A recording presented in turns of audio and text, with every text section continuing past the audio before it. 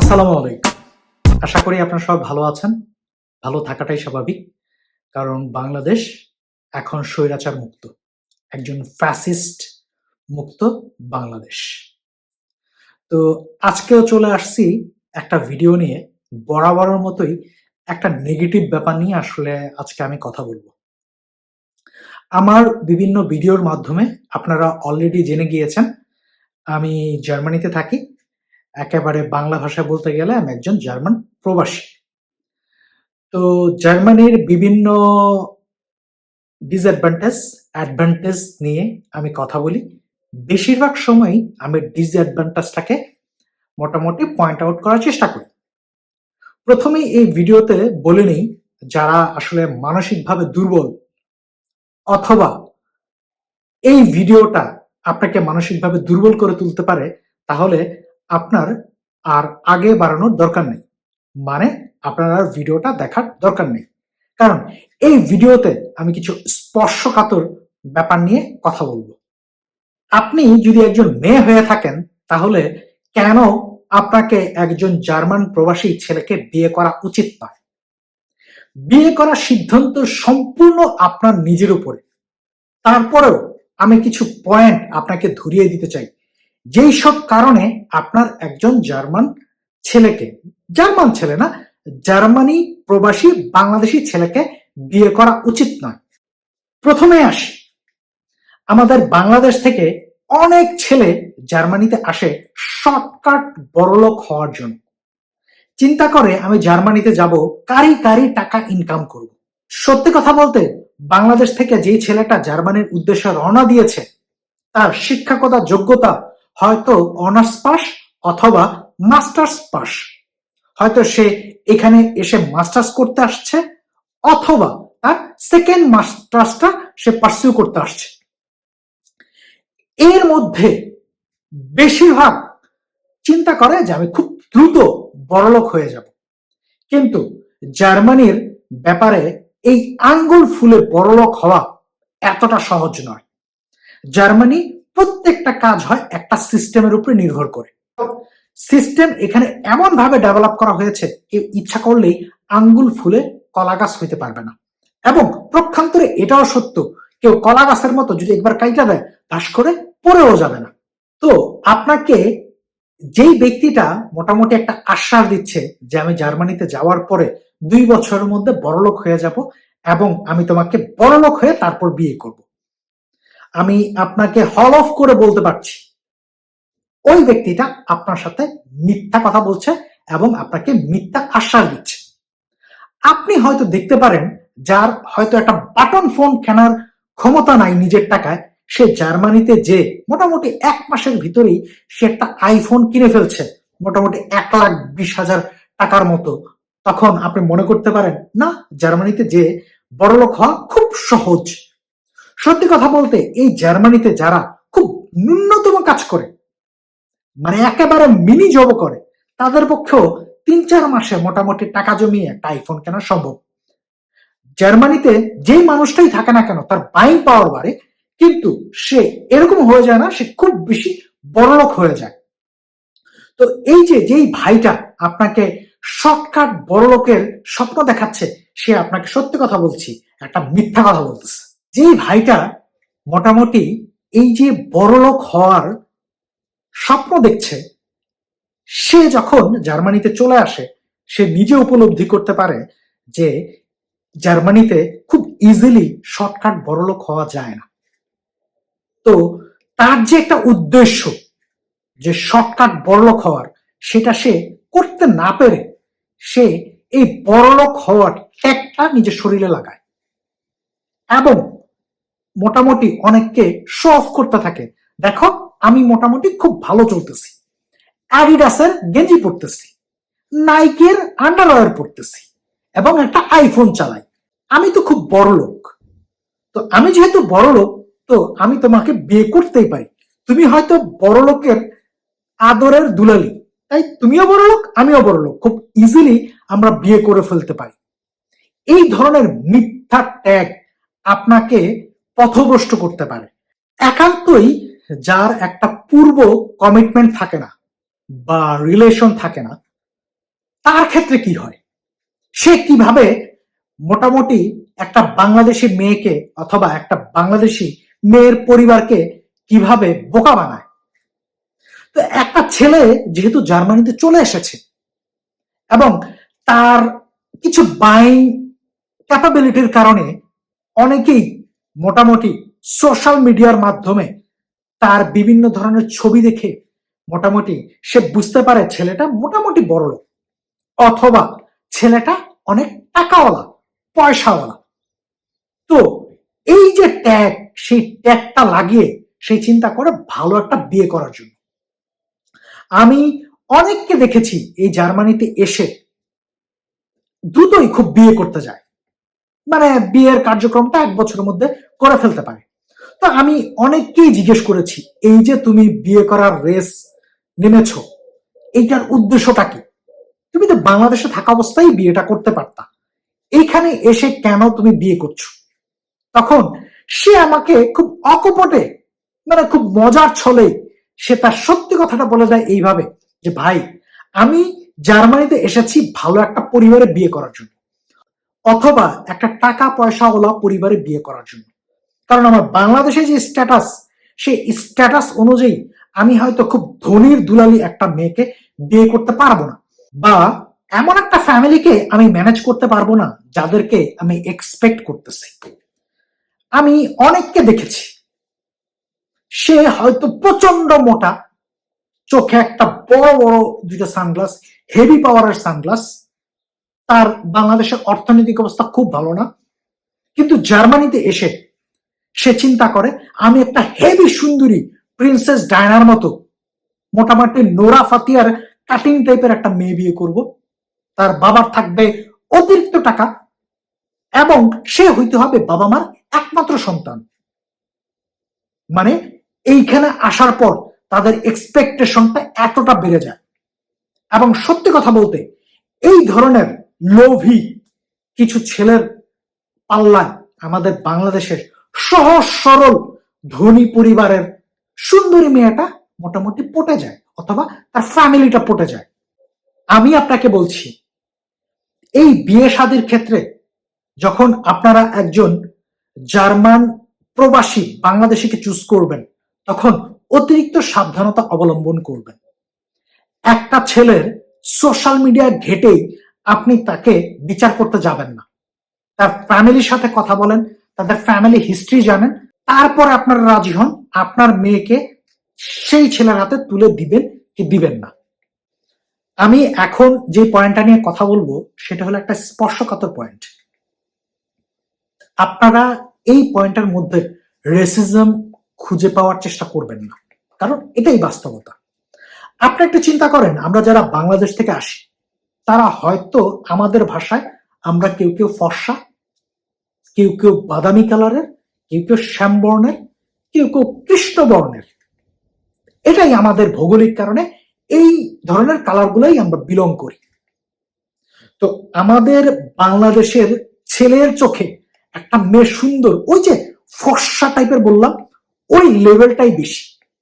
খুব কম ছেলেরা আছে যারা মোটামুটি একটা মেয়ের অবয়ব অথবা তার আচার ব্যবহার দেখে তাকে পছন্দ করে। প্রথম যেই প্রেমেটা পড়ে, সেই প্রেমে পড়ে কিন্তু তার গায়ের কালার দেখে। তো আমি এখন চলে আসি হলো জার্মানিতে। জার্মানির বেশিরভাগ মেয়ে বলেন ছেলে বলেন, তাদের গায়ের রং হলো শ্বেত বর্ণ, একেবারে শ্বেত ভালুক যেরকম আছে সেরকম বর্ণ। এবং সত্যি কথা বলছি, জার্মানির যেই যুবতী মেয়েরা মোটামুটি 18 বছর ক্রস করেছে অথবা 16 ক্রস করেছে, এই মেয়েরা কিন্তু খুব সুন্দর হয়, অসম্ভব সুন্দর হয়। এবং প্রত্যেকটা ছেলেরই একবার চিন্তা করে এরকম একটা মেয়েকে যদি আমি বিয়ে করতে পারতাম। আমি এই কথাটা কেন বলতেছি, এই যে যেই ছেলেটা মোটামুটি বাংলাদেশ থেকে মোটামুটি কাউকে কমিটমেন্ট করে আসছে অথবা চিন্তা করে এসেছে, ফ্যামিলিতে একটা কমিটমেন্ট দিয়ে এসেছে যে আমি বাংলাদেশি মেয়েকে বিয়ে করব, সে জার্মানিতে আসার পরেই তার মাথা ঘুরে যায় এই ধরনের সুন্দর মেয়েদেরকে দেখে। তারপর সে হান্টিং এ নামে একটা জার্মান মেয়েকে বিয়ে করার জন্য অথবা ইনিশিয়ালি একটা গার্লফ্রেন্ড বানানোর জন্য। তো সে প্রথমেই কিছু স্টেপ নেয়। সেই স্টেপটা কেমন নেয়? সে হয়তো একটা মাস্টার্স প্রজেক্ট করতে যাচ্ছে, অথবা মাস্টার্সে পড়াশোনার জন্য সে মোটামুটি আরেকটা স্টুডেন্টের সাথে কোলাবোরেট করে একটা প্রজেক্ট করতেছে, থিসিস করতেছে, তাকে পড়ানোর চেষ্টা করে, অথবা তার ক্লাসের ক্লাসমেটটাকে পড়ানোর চেষ্টা করে। আমি আপনাকে একটা অভূতপূর্ণ ইনফরমেশন দিব, সেটা হলো জার্মানরা কিন্তু খুব কনজারভেটিভ, এবং জার্মানরা বেশিরভাগ ক্ষেত্রে প্রেফার করে লাইফ পার্টনার হিসাবে অথবা তার বয়ফ্রেন্ড হিসেবে আরেকটা জার্মানকে। ব্যাপারটা কিন্তু এরকম না তারা অন্য কাউকে পছন্দ করে না, ব্যাপারটা এরকম না। ওরা একটা কনজারভেটিভ এবং ওরা ওদের ভিতরে থাকতেই বেশি পছন্দ করে। তো এই কারণে আমাদের অনেক বাংলাদেশি ভাই মোটামুটি রিফিউজড হয়।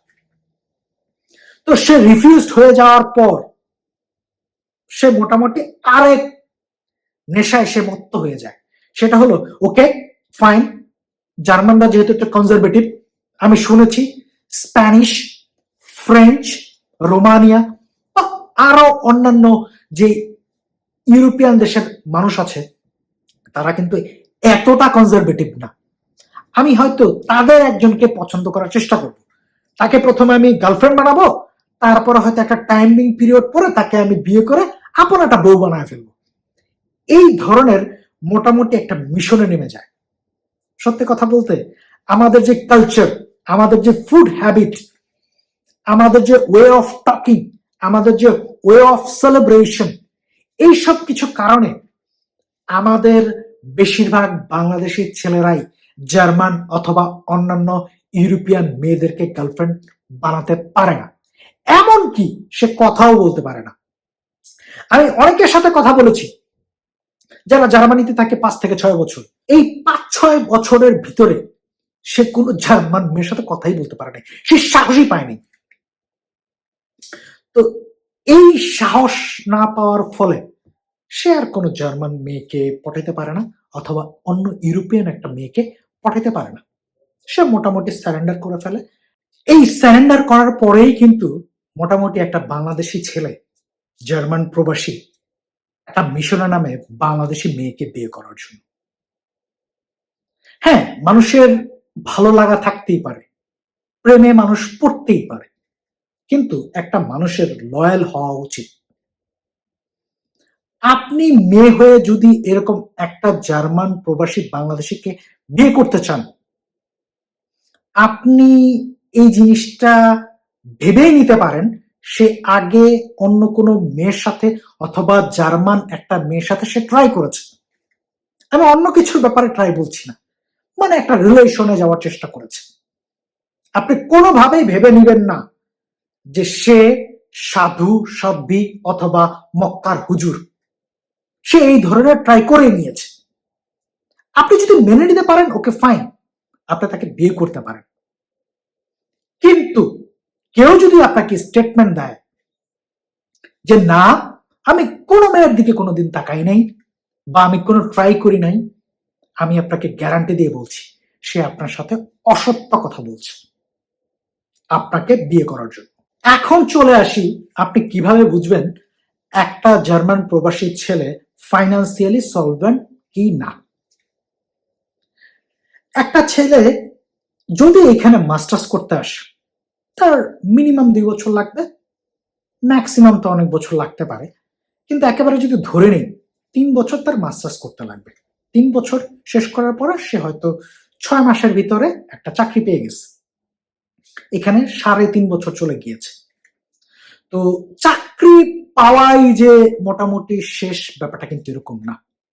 কারণ জার্মানিতে প্রচুর পরিমাণে চাকরি কনফার্ম না হওয়ার রেকর্ড আছে, এবং এই ধরনের রেকর্ড নিয়েও আমি কিছু ভিডিও বানাবো আগামীতে। তো তার চাকরিটা পাইলেই চলবে না, তাকে মিনিমাম 2 থেকে 2.5 বছর ওই চাকরিটা করতে হবে। তারপরে আপনি বুঝতে পারবেন সে মোটামুটি ফাইন্যান্সিয়ালি কিছুটা সলভেন্টের দিকে আগাচ্ছে। এই যে 3 বছর, তারপরে আরো 2 বছর, 5 বছর, সবচেয়ে সেফ সাইড হলো আপনি যদি একটা ছেলেকে 8 বছর সে জার্মানিতে থাকার পরে এবং এই যে আমি মোটামুটি মোটামুটি সেগ্রিগেট করে দিলাম যে কোন সময়টা কি। এখন একটা ছেলে মোটামুটি 8 বছর যাবত অনার্স মাস্টার্স করতেছে, তার আপনি ফাইন্যান্সিয়ালি সলভেন্ট বলতে পারবেন না। কিন্তু সে যদি মোটামুটি 3 বছরে তার মাস্টার্স শেষ করে, তারপরে 2 বছর পরে মোটামুটি চাকরিটা তার ফুললি কনফার্ম হয়, আর 3 বছরে মোটামুটি সে একটা ভালো টাকা কামাইতে পারে, তাহলে আপনি বুঝতে পারবেন সে মোটামুটি ফাইন্যান্সিয়ালি ভালো সলভেন্ট। তো এরকম কমিটমেন্ট দিয়ে বা এরকম ইনফরমেশন যদি আপনাকে কেউ দেয়, আপনি ভেবে নিতে পারেন ইনিশিয়ালি তার কথাটা সত্য। কিন্তু এরকম ইনফরমেশন আপনাকে যদি কেউ না দিতে পারে, এরকম সেগ্রিগেট করে না দিতে পারে, তাহলে আপনি ভেবেই নিতে পারেন বা আমি আপনাকে নিশ্চিত বলে দিতে পারি ওই ছেলেটা আপনাকে বিয়ে করার জন্য মিথ্যা কথা বলতেছে। এখন চলে আসি, ছেলেটা আপনাকে পছন্দ করেছে, আপনি ছেলেটাকে পছন্দ করেছেন, আপনার খালু ফুপারা ছেলের ফ্যামিলি পছন্দ করেছে। কারণ হলো বাংলাদেশে যে কালচার, যত নষ্টের মূল সব খালু ফুপারাই করে। সবার ফ্যামিলির ক্ষেত্রে সেরকম না। আমার খালু ফুপারা দে আর সুপার, রিয়েলি, আমি মজা করছি না। অনেকের খালু ফুপারা মোটামুটি তারা বিভিন্ন ধরনের তত্ত্ব নিয়ে আসে।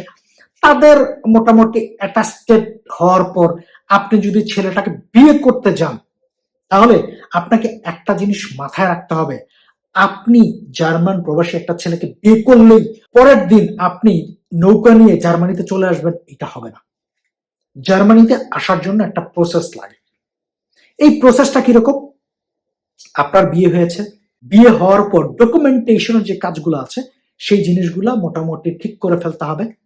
তারপর রেজিস্ট্রেশন করতে হবে বিয়েটা বাংলাদেশে সঠিকভাবে, এবং মোটামুটি ট্রান্সলেট করে মোটামুটি ম্যারেজ সার্টিফিকেট এবং অন্যান্য যেই প্রয়োজনীয় জিনিস সেগুলো মোটামুটি জোগাড় করতে হবে।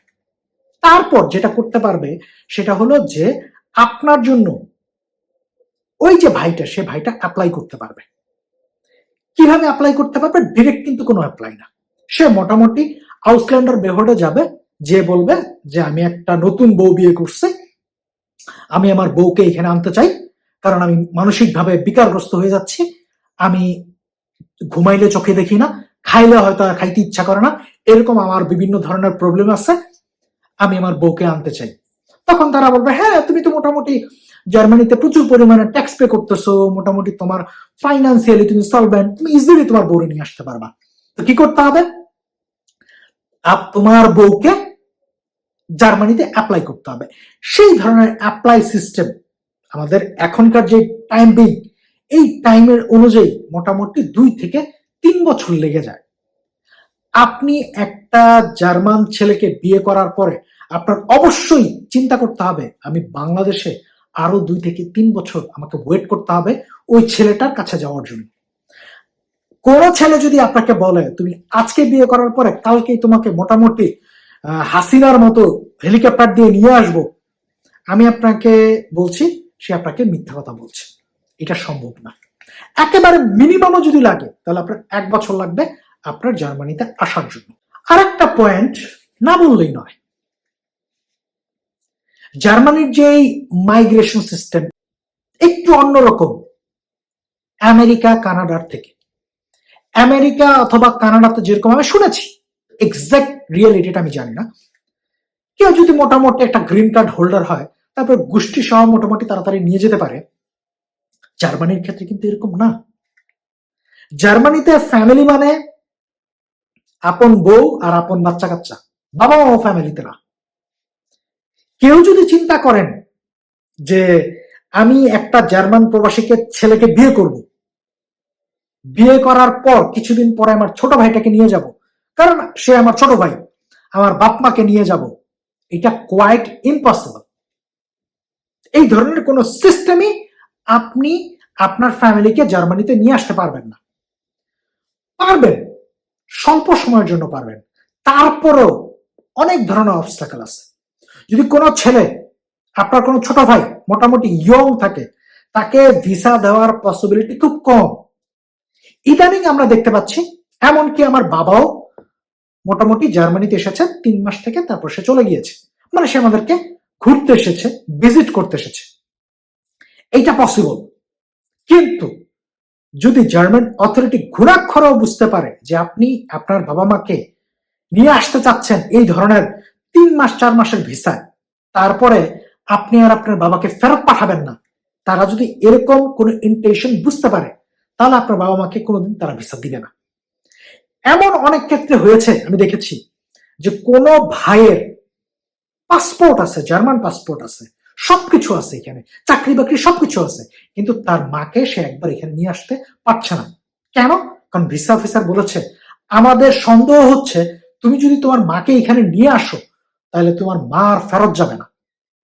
তো এই ধরনের ইন্টেনশন যদি কারো থাকে, অথবা ছেলেটা যদি আপনাকে কমিটমেন্ট করে আমি খালি তোমার বিয়ে করব, তারপরে শালা শালি তোমার বাপ মা 14 গোষ্ঠী গরু বাছুর সব নিয়ে এসে পড়বো, আমি আপনাকে বলছি সে আপনার সাথে একবারে ডাহা মিথ্যা কথা বলতেছে। এইটা কোনোভাবেই সম্ভব না। হয়তো ভবিষ্যতে সম্ভব, কিন্তু এখনকার যে আইন, সে এখনকার আইনে কিন্তু এটা সম্ভব না। আপনি মোটামুটি একেবারে একটা পয়েন্ট ধরে ফেলতে পারেন যে আপনি কোনো দিন আপনার আত্মীয় স্বজন, আপনার বাবা মাকে এখানে নিয়ে আসতে পারবেন না লং টাইমের জন্য। অনেক তো মোটামুটি আমার জার্মান বাংলাদেশি ভাইদের বিরুদ্ধে আমি কথা বললাম। সত্যি কথা বলতে আমি তাদের বিরুদ্ধে কথা বলিনি, আমি সত্যটা তুলে ধরার চেষ্টা করেছি। এখন বিবেচনাটা আপনার, যে আপনি কি সিদ্ধান্ত নেবেন।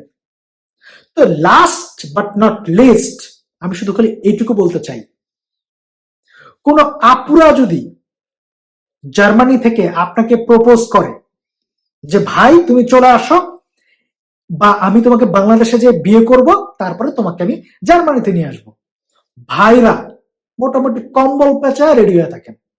আপু যেই শর্তই দিবে আপনি মোটামুটি মাথা পাইতা নিবেন, মাথা পাইতা জার্মানিতে চলে আসবেন, জার্মানিতে চলে এসে নাইকির আন্ডারওয়্যার পরে এখানের বিয়ার খাবেন, মানে তাকে আপনি খুব অবলীলায় বিয়ে করতে পারেন, কোনো প্রবলেম নাই। যত প্রবলেম শুরু হবে বিয়ে করার পরে যদি শুরু হয়, সেটা ম্যানেজ করে ফেলবেন।